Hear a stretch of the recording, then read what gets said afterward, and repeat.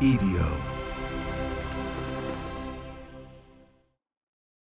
Abraham Lincoln gave his last public address on April 11, 1865.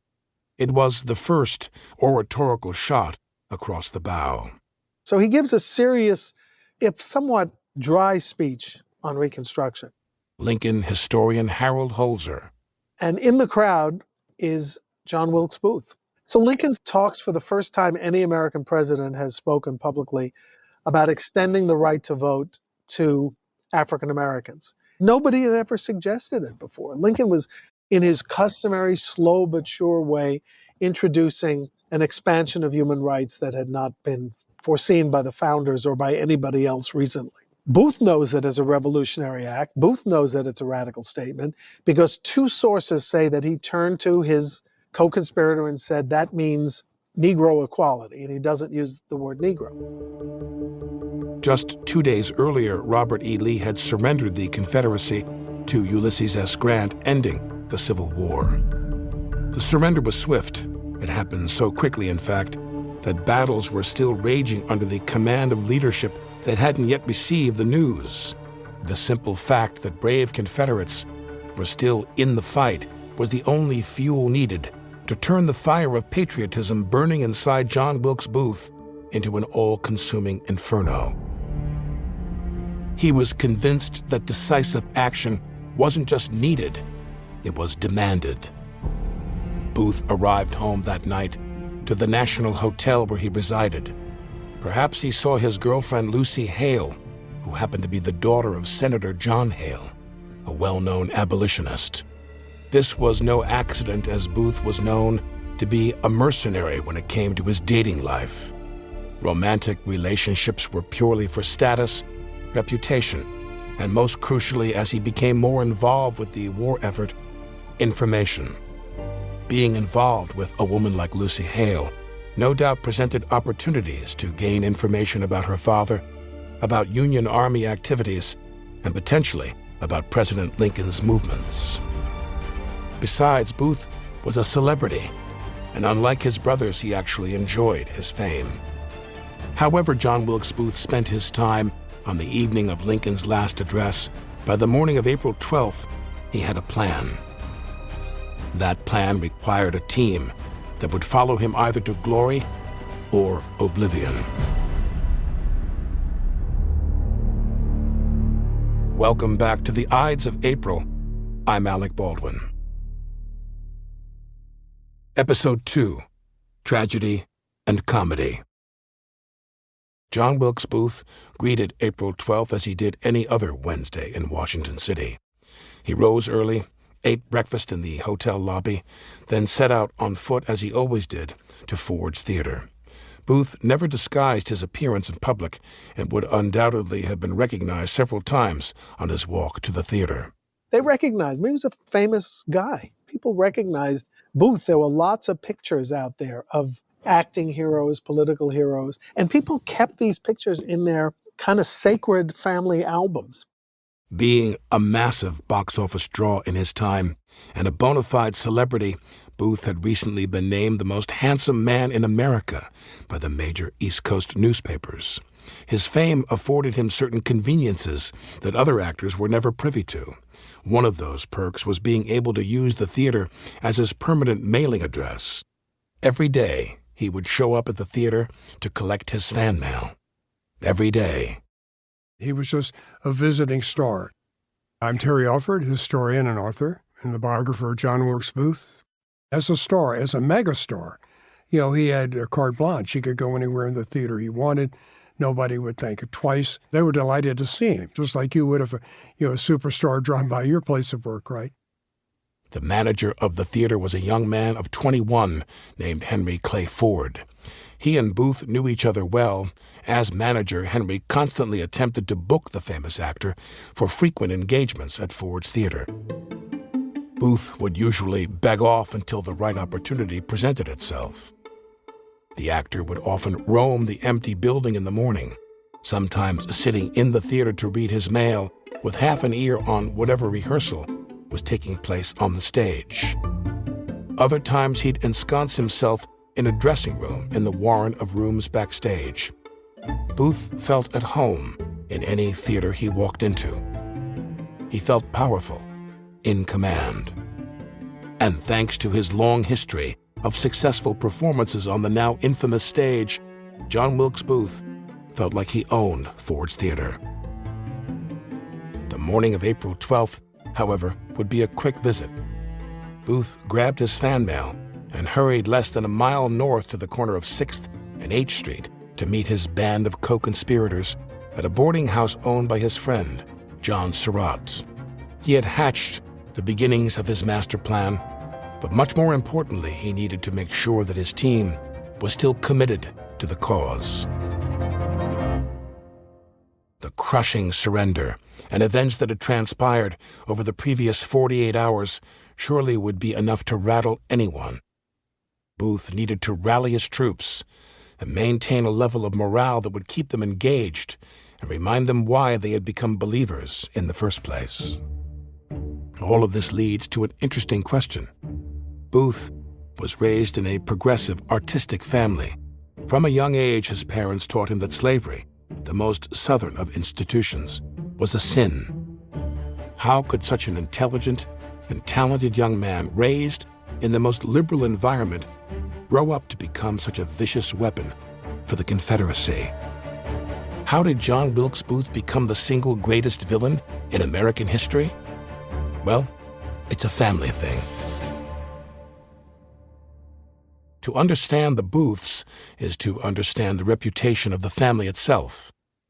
Booth's father, Junius Brutus Booth, was one of the top Shakespearean actors in England in the early 1800s. His success followed him across the ocean after emigrating to the United States in 1821. The elder Booth was cast in a production of Richard III almost immediately upon arriving in the U.S., and within a year he would become the most prominent actor in the country. Junius Booth would enjoy a sustained level of fame and success over his entire 30-year career. He and his wife, Mary Ann Holmes, had 10 children. 3 of their sons would follow their father onto the stage. Junius Jr. was an actor of some renown, but never quite reached the level of success of the other men of his family. Edwin Booth was considered the finest Shakespearean actor on the American stage by the age of 30.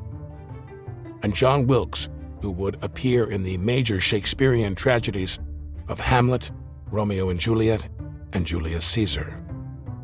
He also performed in less sophisticated productions, which allowed Booth to play to his dashing good looks and his stunning athleticism. Booth's dark, smoldering features, powerful voice, and unmatched prowess with stage combat combined to form a troubling dichotomy that greatly affected his relationship with his brothers. He was, simultaneously, more famous yet less respected, and therein lies a potential answer to the question of how John Wilkes Booth became the man he was, given his upbringing. It all started at the Arch Street Theater in Philadelphia in 1858, where a 21-year-old actor billed as J.B. Wilkes was opening a production of Lucretia Borgia, a French melodrama written by the great Victor Hugo. In an effort to make his own way in the world, free from the pressures the Booth name carried in any theater in America, John Wilkes Booth began his career using the stage name J.B. Wilkes. In this particular production, he was cast in the role of Petruchio Pandolfino. It was a tricky name to pronounce, but even with the ritualistic rehearsal process, the young J.B. Wilkes struggled with his own character's name on opening night. Madam, I am Pandolfino I am Pantuccio. Madam, I am Pedalfit. Damn it! Who the hell am I? Booth was trapped on a stage in a private hell of his own making.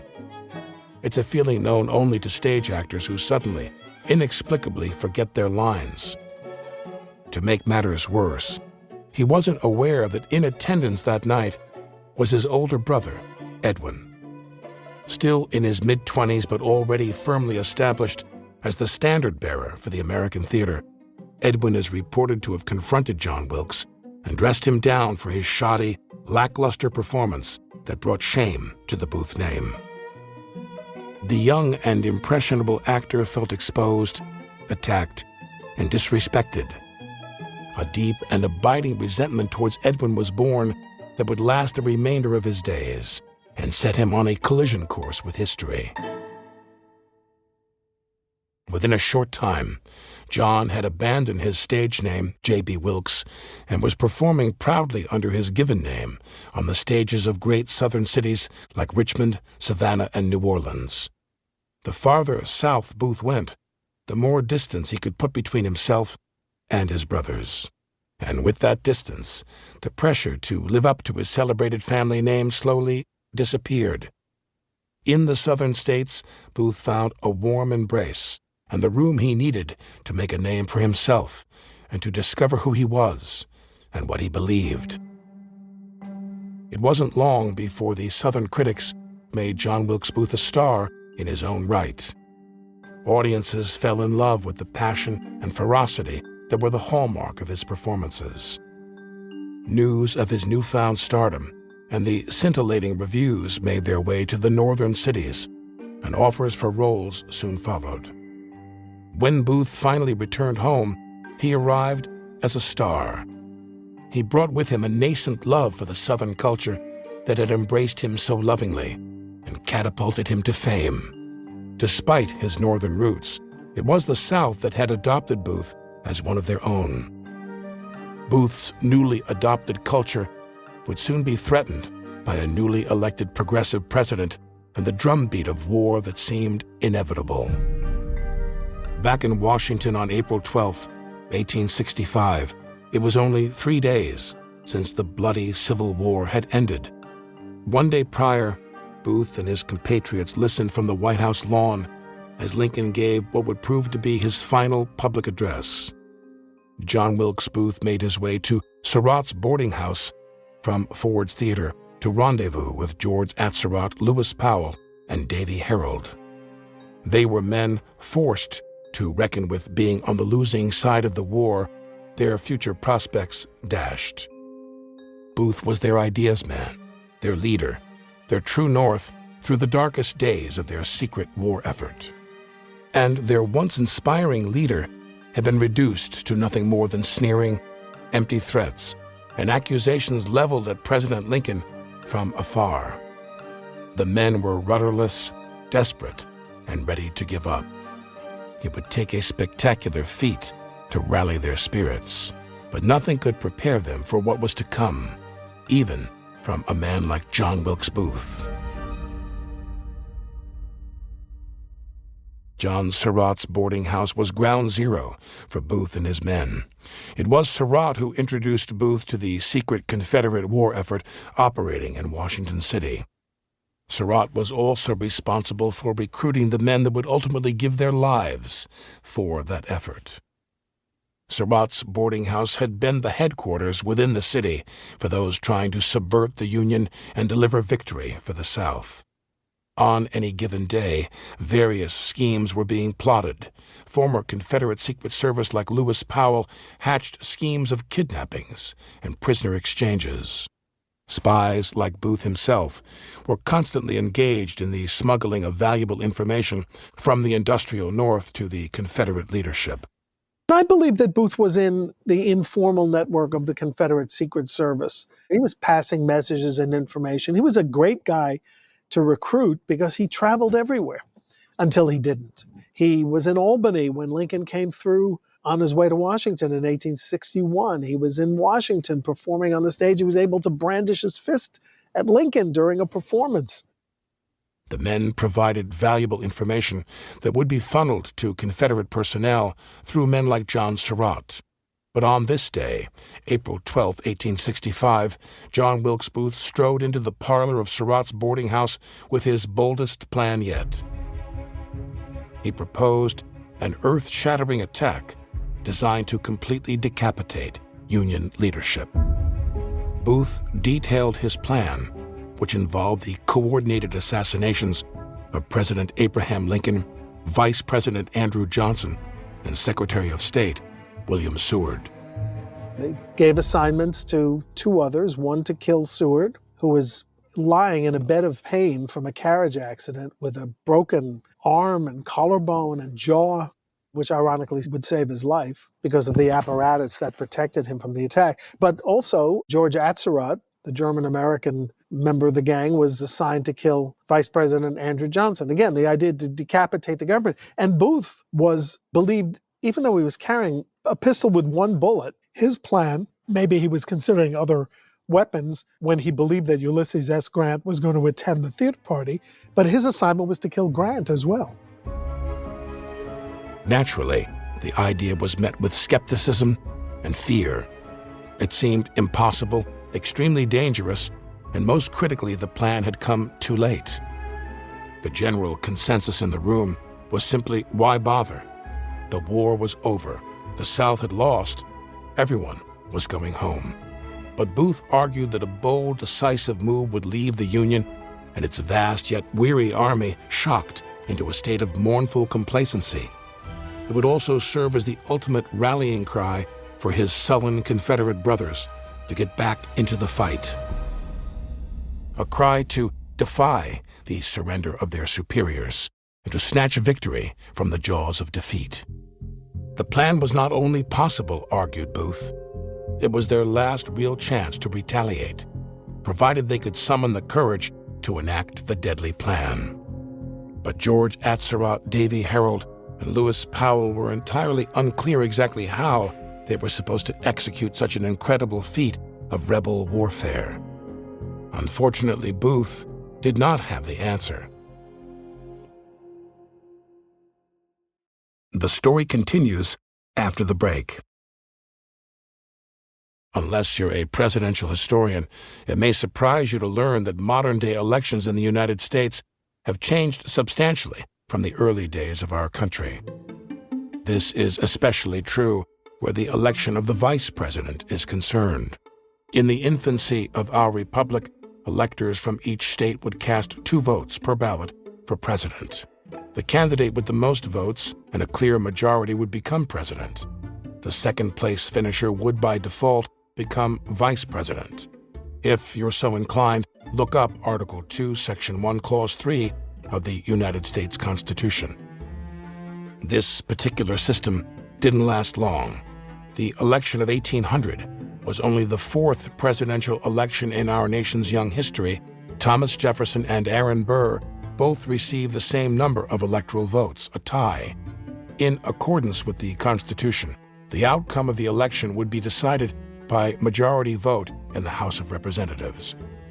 After some period of infighting and deal-making from Alexander Hamilton, Thomas Jefferson was declared the winner on the 36th ballot.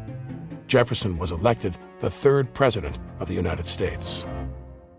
To avoid a repeat of this fiasco for the election of 1804 and beyond, the 12th Amendment to the Constitution was adopted. The 12th Amendment did away with the first-place, second-place business and required each member of the Electoral College to cast 1 electoral vote for president and 1 electoral vote for vice president. So by the time Abraham Lincoln was running for re-election, candidates had become more politically savvy. They understood the value of strategically choosing a vice presidential candidate, someone that would benefit the ticket or bring appeal to voters that might not otherwise support a certain candidacy. Lincoln had a deep understanding of this political tactic and used it masterfully to his advantage. Lincoln and his organizers set up the convention brilliantly. First of all, they managed to convince the Republican National Committee to hold it in Chicago, bringing everyone to the belly of the beast that is Lincoln Land. His first vice president in 1860 was Hannibal Hamlin, a New Englander and member of the newly formed Republican Party. Remember, the political ideologies that we associate with the Republicans and Democrats of today were in many ways the exact opposite in the 1860s. Back then, Republicans were considered the progressives, the abolitionists, and the party of big government, while Democrats, especially the Southern Democrats, were considered the major conservative party in America. Lincoln foresaw an end to the Civil War and had his eye on reconciliation. To that end, he chose a new running mate for the election of 1864, Andrew Johnson, Democrat from North Carolina. Although technically a member of the opposition party, Johnson shared many of the same views as Lincoln. The two men especially agreed on the crucial need to send a national message of unity in the aftermath of the Civil War. Together, Lincoln and Johnson ran neither as Republicans nor Democrats, but on the newly formed National Union Party ticket. The election of 1864 saw Lincoln, a Republican from the North, and Andrew Johnson, a Southern Democrat, win on a ticket of unity during the most violently divisive time in our nation's history. Perhaps this is a good time to briefly discuss what the great historian Doris Kearns Goodwin describes as Lincoln's team of rivals. It's important to illustrate the unmatched leadership and humility of Lincoln, the man, and how those virtues allowed him to ascend to the mythic status of the savior of our Union and our greatest president. Even before he crossed the aisle to win an historic election with Andrew Johnson, Abraham Lincoln had displayed a remarkable ability to recruit often bitter enemies. Despite their sometimes extreme differences, Lincoln believed certain candidates would make effective public servants.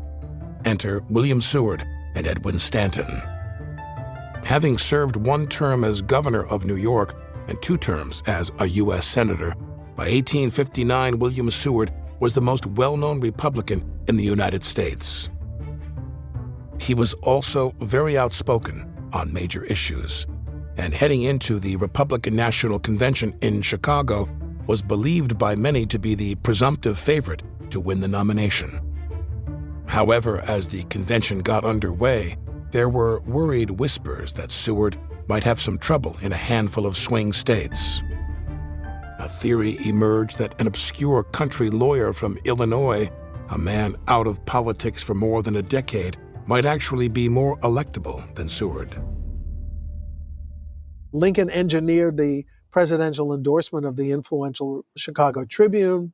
And don't forget, all of this is preceded by Lincoln's speaking tour to New York for the Cooper Union Address and New England for follow-up speeches in Connecticut and Rhode Island and New Hampshire, all engineered by anti-Seward forces who wanted an alternative. So there is both Lincoln's rise, his becoming well-known in the East, and this strong effort to chip away at Seward. So the question is why? Well, one answer is a fight between downstate newspapers, the New York Times and the New York Tribune. Times was run and invested in by Seward's backers upstate. It was a breakaway from the New York Tribune in 1851. Horace Greeley, the famous editor of the Tribune, hated the Times and hated Seward's organization and hated Seward. They wanted an alternative. So that's the personal reason. The political argument is that Seward has talked about the irrepressible conflict between slave and free states. He's gone out on a limb. He's talked about practically Garrisonian higher law, and he has made himself unelectable in purple states like Illinois and Indiana that have to go Republican because they hadn't 4 years earlier, resulting in the election of James Buchanan. So the argument is raging that Seward can't win. We have to find an alternative. And that's why the Cooper Union series happened. It was an audition for Western Republicans. The theory is an Easterner can win the East, but not the West. A Westerner can win both the East and the crucial West. So that's the moment. And Seward might have won the nomination on the first ballot, but with all the cheering in the galleries from hometown Lincoln supporters, with the uproar in the convention, he fell just short on the first ballot. And that was all that the Lincoln forces needed. They had even positioned themselves in the sitting area, front center, so they could radiate out and make deals on the floor. And all of it happens very fast. This is all one day. They've done the platform, They've agreed that they oppose the extension of slavery. They get right to it the next morning, and Seward's got one shot, and once he goes down, they rush to alternatives. So Seward's support is broad but thin. They're worried about his perception as a radical on slavery, and they're worried about his being an Easterner who can't appeal to the West. I mean, everything had to fall into place, but it did. Before he even knew what had happened, William Seward had lost the nomination to Abraham Lincoln. Though devastated by this loss, Seward remained a good soldier and campaigned for Lincoln.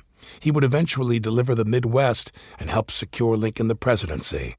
Lincoln would appoint Seward to the most important post in his cabinet, Secretary of State. Over the course of his administration, unquestionably the most horrific in American history, President Lincoln and William Seward would become close friends and confidants. Seward House Museum Director Maria Coleman. Seward had pretty much an open invitation to visit the White House whenever he wanted. He could just walk right in, see the president with no notice, which was unique. That was not the norm at that time. And likewise, Lincoln would often come to visit Seward at his home in Lafayette Square, and they would talk about the latest developments during the war. Edwin Stanton served in the waning months of the previous James Buchanan administration as Attorney General. As soon as Lincoln took office, Stanton was out of a job, replaced as Attorney General by Edward Bates, another presidential hopeful from the Chicago Convention. Stanton, content to go into private practice in New York, was instead surprised to be called again to serve. Stanton was confirmed to the post in January of 1862. It was believed that other members of Lincoln's cabinet attempted to recruit Stanton to join them in undermining the president and his objectives. But as with Seward, soon enough Stanton would become one of Lincoln's closest and most trusted allies. And beyond politics, Stanton considered Lincoln a close friend and mentor. Author Walter Starr.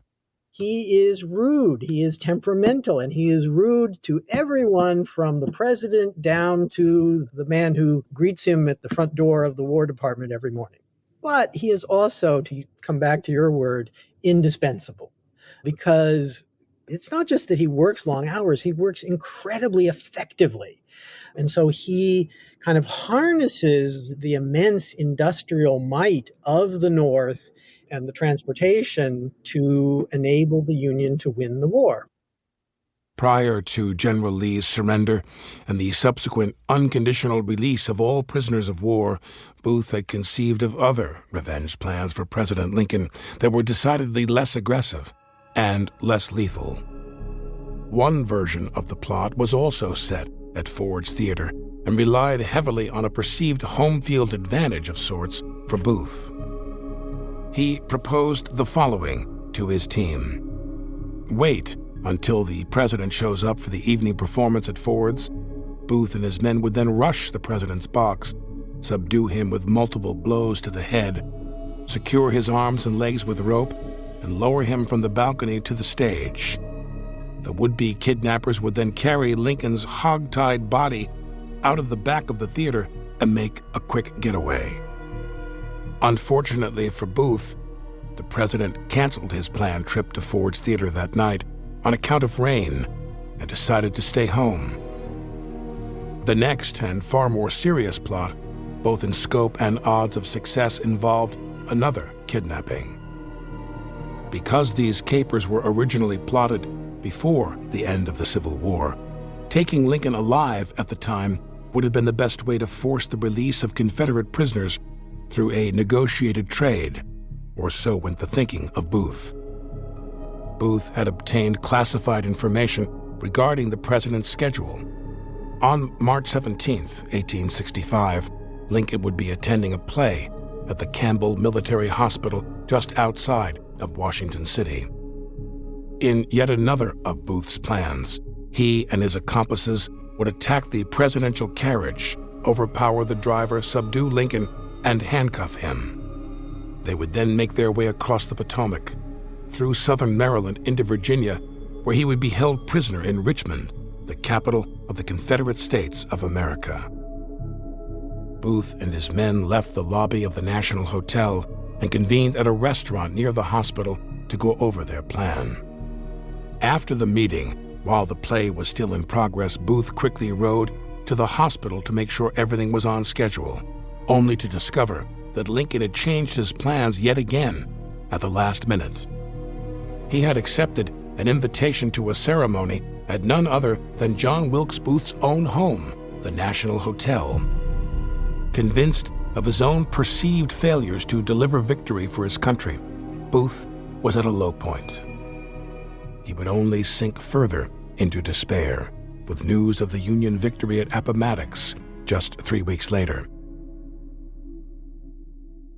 To so quickly see the result of his failure through Lee's surrender, it was enough to drive an already troubled and desperate man from an attempted violent kidnapping to plotting multiple homicides.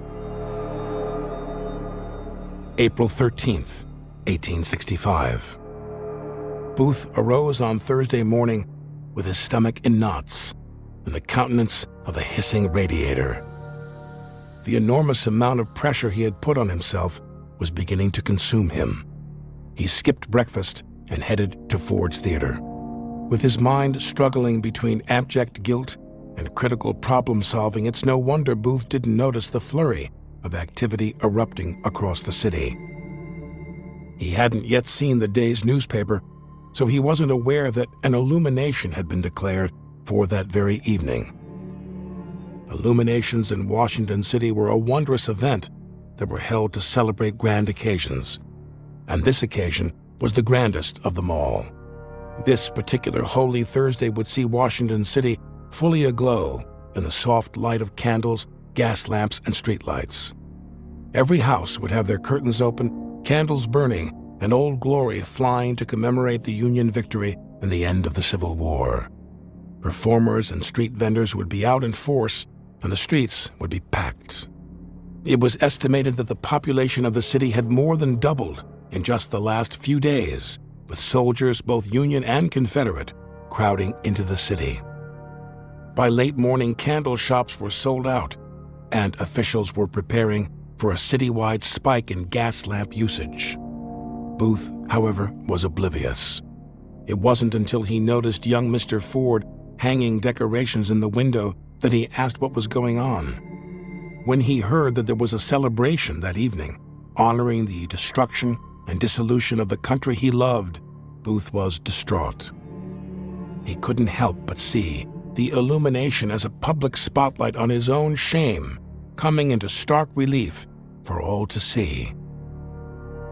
He couldn't bear to watch the city erupt in unfettered joy, with music in the streets and former enemies dancing arm in arm. That was a bridge too far. Booth did what we've all done at one point or another. He retreated to the safety of his home, locked the door, and opened a bottle. While the party raged into the early hours of the morning, Booth was above it, literally. He would steal glances from the second floor of his hotel, undoubtedly still plotting his bloody revenge, more out of habit now than any actual chance of delivering a decisive blow. Sweet oblivion caught up to Booth, and his demons were temporarily silenced. Somewhere in the city, a preacher was ministering to his flock, praising the Lord's grace for bringing an end to the hostilities and guiding Lincoln's steady hand through the seemingly godless previous 4 years. And the message he shared, the wisdom from the Psalms, may somehow have reached a despondent John Wilkes Booth. For his anger lasts only a moment, but his favor lasts a lifetime. Weeping may stay for the night, but joy cometh in the morning.